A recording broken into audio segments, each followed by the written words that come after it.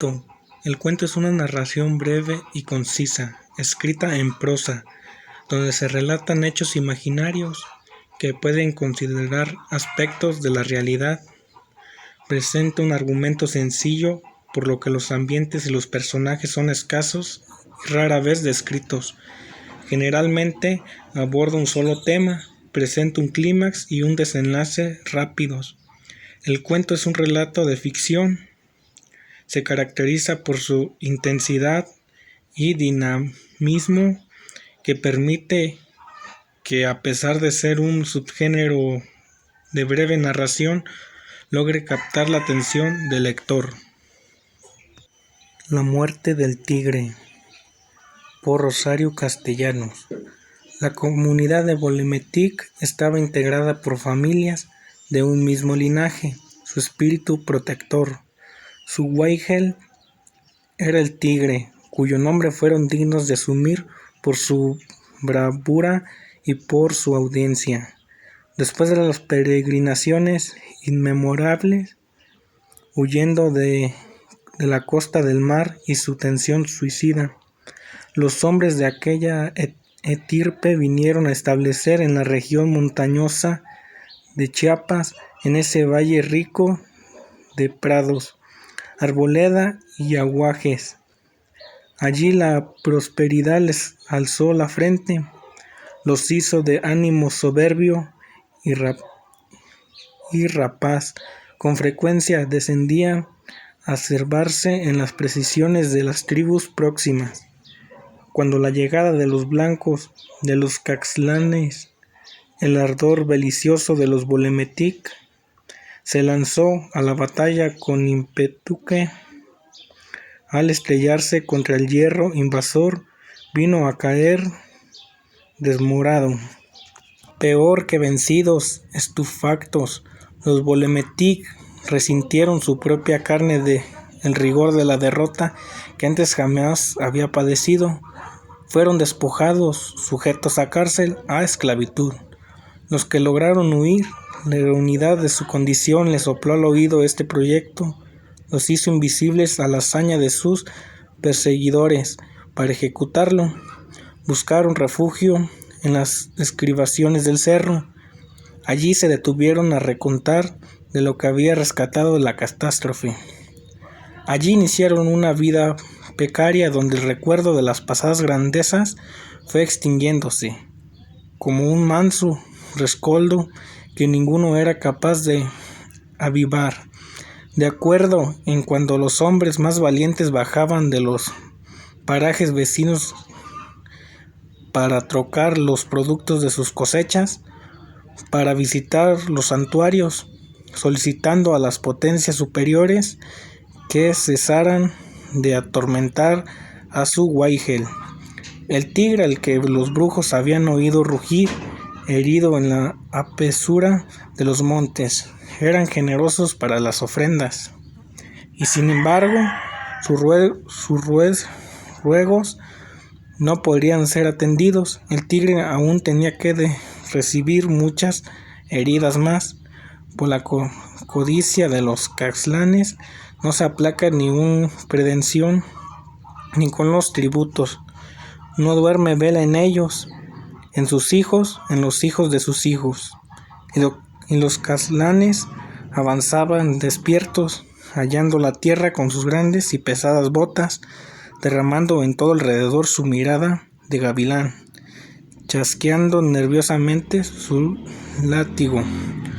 Los Bolemetic vieron que se aproximaba la amenaza y no corrieron como antes a prestar un arma que ya no tenían el coraje de esgrimir. Se agruparon temblorosos de miedo, en examinar su conducta como si estuvieran en un punto de comparecer ante un tribunal exigente y sin apelación. No iban a defender como si había olvidado el arte de guerrear y no habías aprendido el de arguir. Iban a humillarse, pero el corazón del latido está hecho de una materia que no se ablanda con las súplicas y las clemencias, está bien como él murió, adorna un casco de capitán, no como la arenilla que marcha a los escritos del Amanause, papel que habla de consigna la verdad, y la verdad es que todo este espacio, con sus laderas buenas para sembrar trigo, con sus pinares que han talarse para obtener leña y carbón, con sus ríos que conmoverán molinos, es propiedad de don Diego Mijangos y Orantes, quien probó su descendencia directa en aquel Diego Mijangos, conquistador, y de los otros Mijangos que sobrevivieron después, encomenderos, así que su Sebastián Gómez Escopeta, y tú Lorenzo Pérez Diezmo, y tú Juan Domínguez Ventana, a cómo te llames, estás estás usurpando un lugar que no pertenece y un delito de ley persigue. Vamos, vamos, chamulitas, fueron de aquí. Los siglos de sumisión habían deformado aquella raza. Con qué prontitud abatieron el rostro del signo de acatamiento, con qué deshilaban mostrando la espalda de la fuga. Las mujeres iban delante, cargados los niños y los enseres más indispensables, los ancianos en la lentitud de sus pies, las erguían, y atrás para proteger la migración los hombres.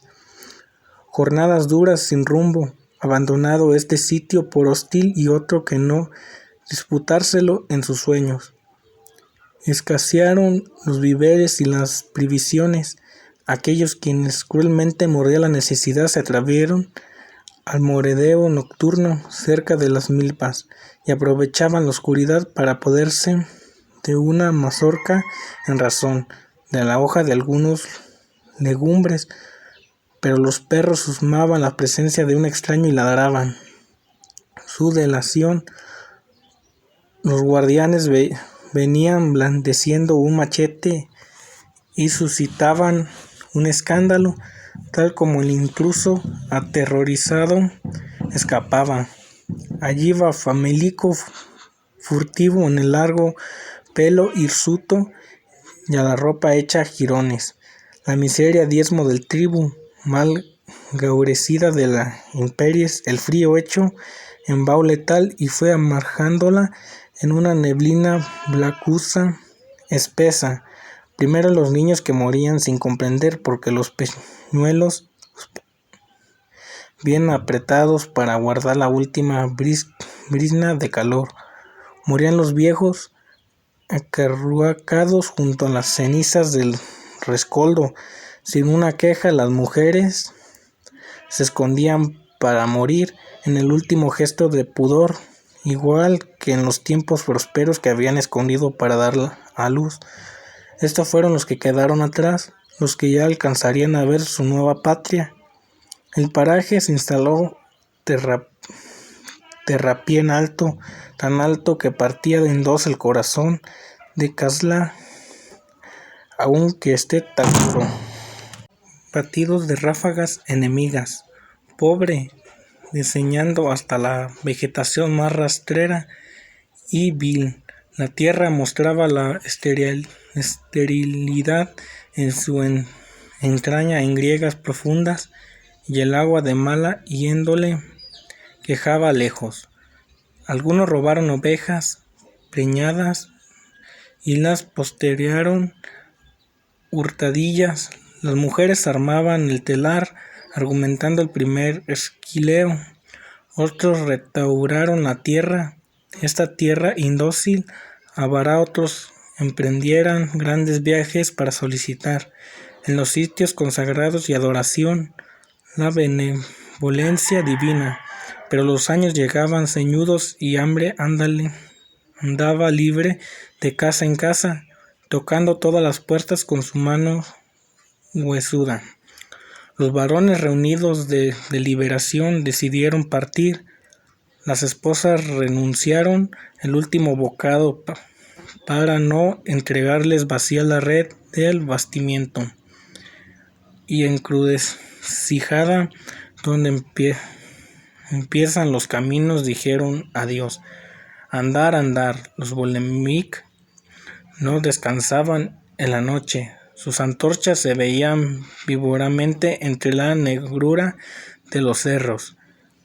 Llegaron a Ciudad Real, cesantes, pegajosa del sudor de la ropa desgarrada, los costros del lodo, secas ya que muchos días se les resquebrajaban lentamente, dejando al descubierto sus pantorrillas desnudas. En Ciudad Real los hombres ya no viven según su capricho o su servidumbre en la necesidad. En el trazo de este pueblo predominó la inteligencia. Geométricamente se entrecruzan las calles. Las casas son de una misma estatura, de homogéneo estilo. Algunos ostenten escudos nobiliarios. Sus dueños son los descendientes de aquellos hombres aguerridos, los conquistadores de primeros colonizadores, cuyas hazañas resuenan aún comunicando una vibración heroica de ciertos apellidos, Marín de la Tobilla, mazariegos. Durante el siglo de la colonia y los primeros lustros de la independencia, la Ciudad Real fue haciendo la gobernatura de la provincia, detentó la abundancia del comercio, irradió el foco de la cultura, pero solo permaneció siendo la sede de una elevada jerarquía eclesiástica, el obispado, porque ya esplendor de ciudad pertenecía a la memoria. La ruina lo comió primero las entrañas. Gente sin audacia y sin iniciativa pagaba sus blasones sumida en la contemplación de su pasado. Soltó el bastón del poder político, abandonó las empresas mercantiles, cerró del libro de las disciplinas intelectuales, cercada por un férreo anillo y comunidades indígenas sordamente enemigas. La Ciudad Real mantuvo siempre con ella una relación presidida por la injusticia. A la rapiña sistemática correspondía un estado latente de presta que había culminado varias veces de cruentes sublevaciones, y cada vez la Ciudad Real fue menos capaz de aplacarlas por sus mismos pueblos vecinos. Comitán y Tuxtla, Chiapas de Corzo, vinieron en auxilio suyo. Hacia ellos emigró la riqueza, la fama, el mando. Ciudad Real no era ya más que presuntuoso y vacío cascarón, un espantajo eficaz tan solo para el alma de los indios, tercamente apegada al terror. Los Bolometic atravesaron primeras calles entre la tácita desaprobación de los transeúntes que equipaban con remigados gestos el roce de aquellas ofensivas miseria. Los indios examinaban con una interpretación insistente y curiosa al espectáculo que ofrecía en su mirada. Las macizas construcciones de los abrumaron como si estuvieran obligados a sostenerlas sobre sus lomos. La exquisitez de los ornamentos, algunas rejas de hierro, algunas fachadas de piedra, les movían el deseo de aplastarlos. Reían tal la repentina aparición de los objetos cuyo uso nos acercaban suponer figuras porcelana, prendas de encaje. Se estacionaban ante esa muestra de la habilidad de su trabajo. Exhibe fotógrafo tarjetas postales en las que se aparece la señorita mediando melancólicamente junto a una columna, tocando mientras en el remoto horizonte muere melancólicamente también el sol. ¿Y a las personas? ¿Cómo veían las personas los Bulemetic?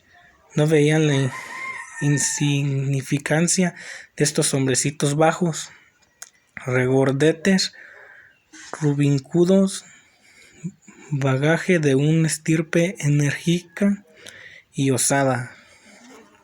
Resplandecía únicamente entre sus ojos el rayo que en otros tiempos los aniquiló. y a través de la fealdad de la decadencia de ahora, la superstición del vencido aún vislumbraba el signo misterioso de la omnipotencia del dios Caxtla. Las mujeres se deslizaban con un paso menudo, retince de paloma, con los ojos bajos, las mejillas arreboladas por la ruda caricia del cierzo. El luto, el silencio iban con ellas, y cuando hablaban con esa voz de musgo que adormece el recién nacido, que consuela a los enfermos, esa voz de quien mira pasar a los hombres tras una vidriera. El mercado atrajo los forasteros del bullicio. Aquí está el lugar de abundancia, aquí el maíz se sofoca, las bodegas de amarillez de oro. Aquí las bestias de sangre roja destazadas pendiendo enormes garfios, las frutas pulsadas, suculentas, el durazno con el piel siempre joven, los plátanos vigorosos machos, la manzana que sabe en sus filos ácidos a cuchillos, y el café de virtudes vehementes que llama desde lejos al olfato, y los dulces minuizos bautizados con nombres gentilicios y distantes, tartaritas africanos, y el pan con el que Dios saluda todas las mañanas a sus hijos. Esto fue lo que vieron los Bolemetic, y lo vieron por asombro, que ya no era avidez, que desarmaba todo ademán de posesión con un asombro religioso. El gendarme encargado de vigilar aquella zona se paseaba distraídamente entre los puestos, canturreando una cancioncilla, espantado. Aquí y allá una mosca, pero cuando advirtió la presencia de estos vagabundos andrajosos, estaba acostumbrado a verlos, pero aislados, no en un grupo como ahora. Adoptó automáticamente una actitud de celo. Empuñó con más fuerza el garrote, dispuesto a utilizarlo a la primera tentativa de robo o de violación en ese extenso, nebuloso inciso de la ley que jamás había leído, pero cuya existencia sospecha. Perturbaciones de orden público. Sin embargo, los Bolemetic parecían tener intenciones pacíficas. Se habían alejado de los puestos para ir a buscar el sitio vacío de las grandas de la Merced. Encuchillados, los indios se expulgaron pacientemente y comían los piojos. El gendarme que observaba a distancia, complacido porque desprecio estaba de su parte. Un señor que rondaba en torno de Bolemetic se decidió por último a abandonarlos.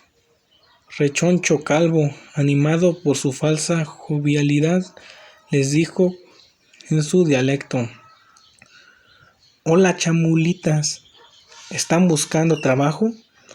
Los Bolemetic cruzaron entre sí rápidas, recelosas miradas. Cada uno descargó el otro la responsabilidad de contestar. Por fin él parecía más aceptable, y era más respetado por sus años y porque había hecho un viaje anterior a la ciudad. Preguntó: «¿Acaso puedes darnos trabajo? ¿Acaso eres enganchador?». «Precisamente, chamulita, y tengo fama de equitativo. Me llamo Plácido Ortiz». «Ah, sí, don Plácido». El comentario era más bien seña de contestia de que participar en aquella opinión. El silencio se extendió entre los interlocutores como una mancha. Don Plácido tamborileaba sobre una curva de su abdomen en la altura del botón del chaleco, a donde debería enroscarse la leotina de oro. Contestar que no era propietario aún ningún Lionel le hizo hincar espuelas a la conversación. «Entonces, ¿qué hacemos? ¿Trato?». Pero los indios no tenían prisa. Nunca hay prisa de caer en la trampa. «Bajamos de nuestro paraje. Hay escasez allá el patrón». No se quiere dar las cosechas, más a mi favor, chamulita.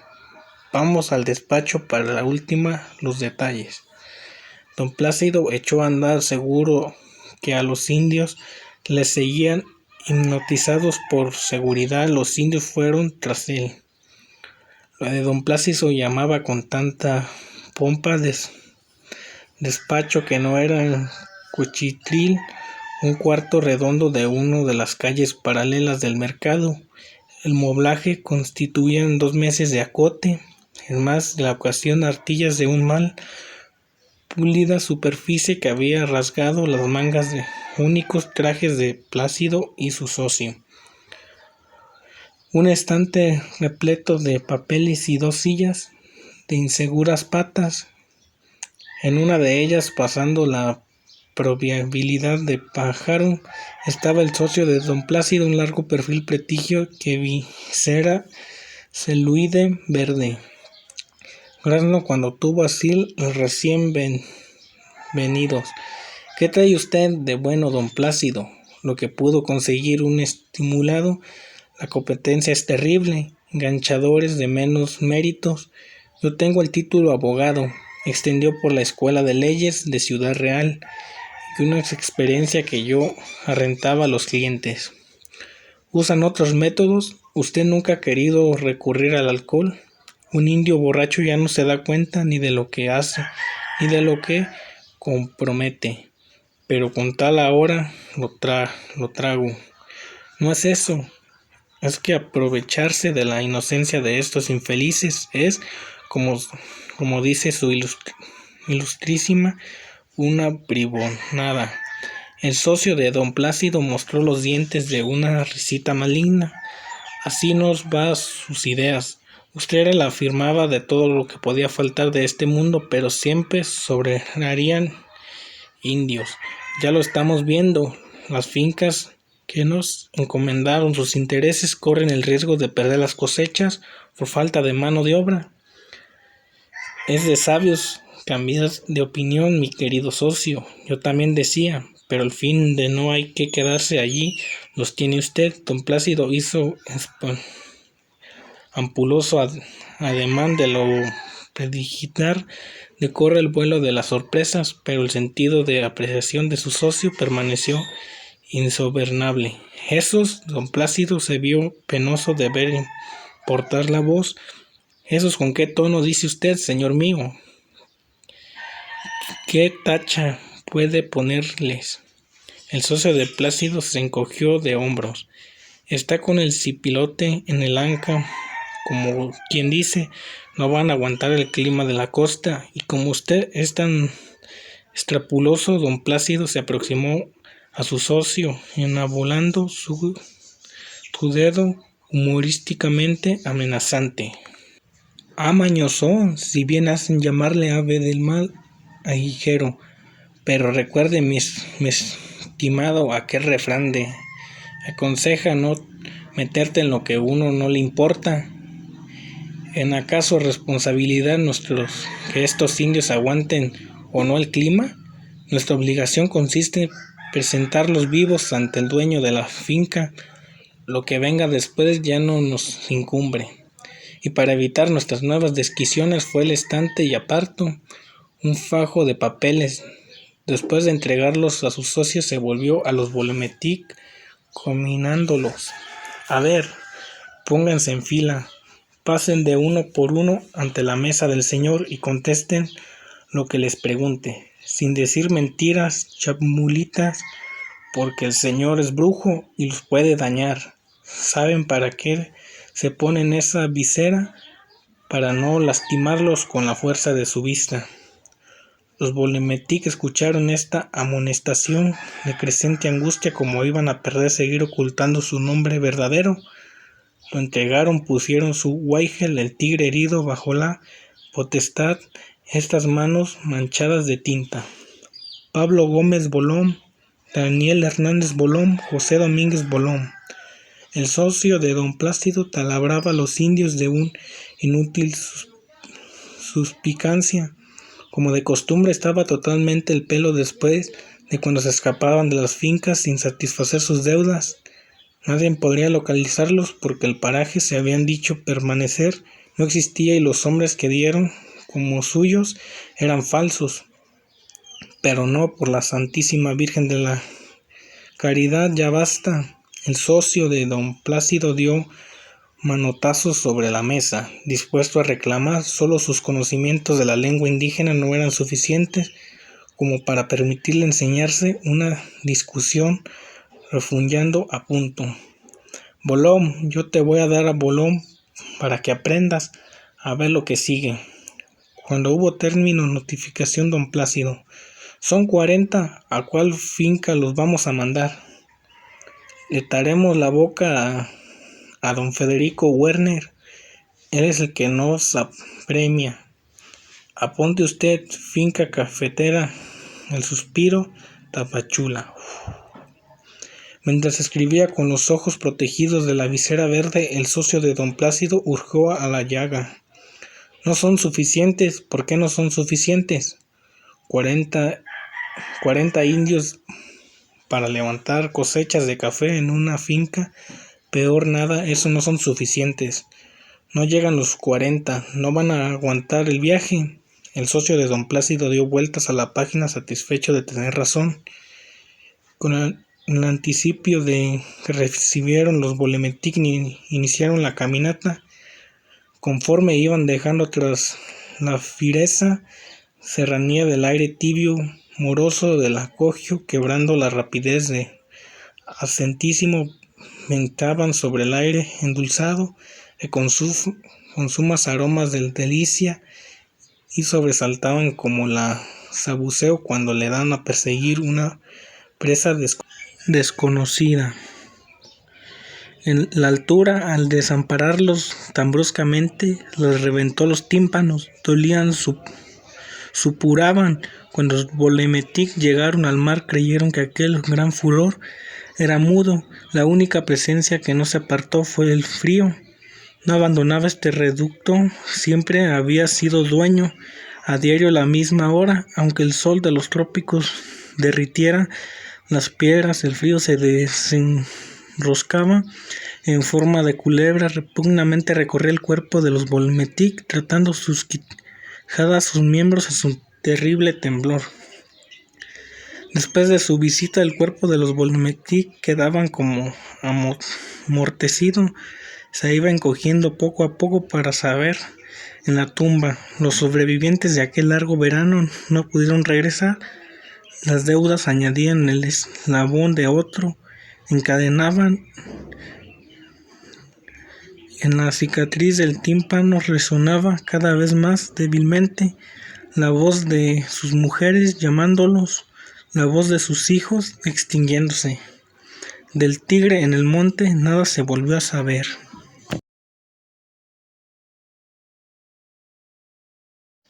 En la contextualización nos lleva el autor el momento histórico en la corriente literaria. En el autor era Rosario Castellanos, la que creó el cuento de la muerte del tigre. Pues Rosario Castellanos nació en la Ciudad de México el 25 de mayo de 1925 y murió en el Tel Aviv, Israel, el 7 de agosto de 1974. Recién nacida fue llevada a Comitán, Chiapas. Ahí realizó sus estudios primarios y 2 de secundaria. Regresó a la capital de los 16 años. En 1950 se graduó de maestra en filosofía en la Universidad Nacional Autónoma de México. Más tarde en la Universidad de Madrid llevó cursos de estética y estilísticas. Bajo el rectorado de Ignacio Chávez desempeñó la jefatura de Información y Prensa de la UNAM e impartió las cátedras de literatura contemporánea, novela contemporánea y seminario de crítica en la Facultad de Filosofía y Letra de la misma universidad. En los Estados Unidos fue maestra en los años 1966 y 1967. En Israel, en la Universidad Hebrea de Jerusalén, desde su nombramiento como embajadora de México en ese país en 1971 hasta su muerte en 26 años, de 1948 a 1947. Rosario Castellano dedicó su vida a crear una obra que la expresara de cuerpo entero en el momento histórico, el hecho histórico o momento histórico que destaca en la época en la que existen indios, mestizos y bolemetics. Se habla sobre su época, en qué momento surgió la historia. En la corriente literaria pues corresponde a la corriente literaria del indigenismo, ya que se habla sobre indígenas de Chiapas. En la estructura del texto, pues el texto era la muerte del tigre. Su subgénero se trataba sobre un cuento, ya que el cuento es un relato de ficción y toma aspectos como el tema y el contenido de personajes, la época, y utiliza otros métodos. Sobre el tema, eran cosas que viven en la comunidad indígena de Chiapas, sobre lo que había pasado en esa época, tiempos más atrás. Los personajes, el protagonista eran los bolemetic, los antagonistas pues eran los caxlones, que eran mestizos. Los secundarios eran don Juvencio y don Plácido. Los incidentes era Diego Mijangos, que era el conquistador. Y el tipo de narrador, pues el narrador suele ser omnisciente, suele utilizar la tercera persona gramatical como él, ella, ellos o ellas. Emplea el tiempo pasado y recorre al narrador extradiegético omnisciente. Y en el espacio pues solo describe los bosques y los pueblos. En el tiempo externo y interno. En el externo pues es en el tiempo ya pasado, de lo que ya ha pasado sobre el cuento. El interno pues son todos los días que había pasado en ese cuento. El lenguaje pues su estilo es sencillo y real, ya que fue hecho también en hechos reales. En su forma de expresión usa el uso de narración y algunos diálogos. Y en la atmósfera es soledad, muertes, hambres y marginación. Y en su tono pues es realista.